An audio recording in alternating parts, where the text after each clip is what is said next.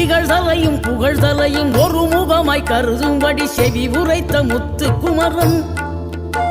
நீ வறுமையையும் வளமையையும் சமநிலையாய் உணரும்படி மதி கொடுத்த செல்வ குமரன்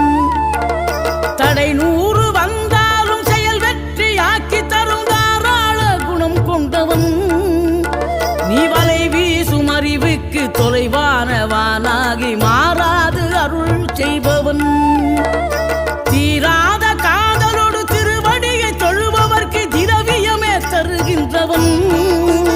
நீதாராள உள்ளமோடு தவக்கோலம் கொண்டு பெறும் தார்மீக பொருள் தந்தவன் தார்மீக பொருள் தந்தவன் ஆறுபடை வீடும் அருள் வழங்கும் முருகா அருகே நீ ஓடோடிவா மூவிரண்டு முகம் ஜொலிக்க 2 கரங்களுடன்